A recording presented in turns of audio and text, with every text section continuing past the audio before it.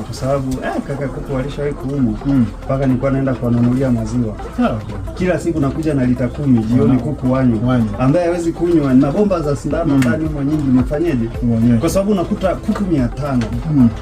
Ukiimagine katika kuku 3000 au 500 hawezi hata kutembea, alafu umewekeza ni hela. Unaiona inakufa kabisa. Kwa hiyo kuna namna unafanya jitihada tofauti ili ujaribu kufanya nini? Kuona kwamba kama hali chakula hali nini, at least labda nikimpa maziwa anaweza akapata hata nguvu, akinywa dawa atatembea.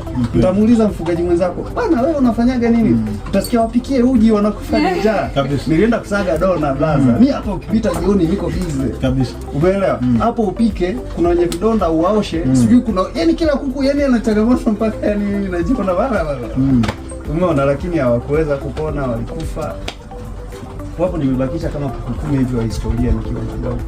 Kwamba nimewahi kukuta kwenye nyakati kama kwa mpaka leo hii brother, kuna namna umeona labda mazingira yaliyopo nje. Nimegundua pia kitu kingine, mimi binafsi kama mfugaji wako, kwamba ili uweze kufuga kuku vizuri, kwanza uwe mwoga. Yani kuku hana jambo dogo. Kwamba tu labda naweza nikaja, ndo kama hivyo nimekwambia kwamba mwanzo nilikuwa nikifika hapa nikifungua mlango naingiza mkono nazima taa. Ni kitu kidogo na cha kawaida, lakini kuku walikuwa wanakufa. Umeona, natoka nje namsalimia mshikaji vile viatu naingia. Huwezi jua, unaweza ukakanyaga kinyesi cha kunguru, unaweza ukafanyaje. Kwa kuku hana jambo dogo, na dawa ni gharama.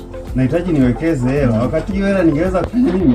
Kufanyia vitu vingine ambavyo vinaweza vikawa bora zaidi kuliko dawa.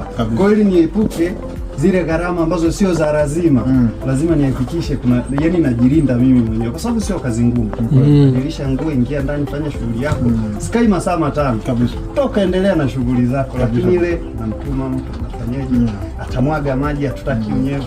Kwa hiyo at least hata ikitokea mimi mwenyewe nimemwaga maji, najua natakiwa nifanye nini kabisa ili hapo pawe kabisa.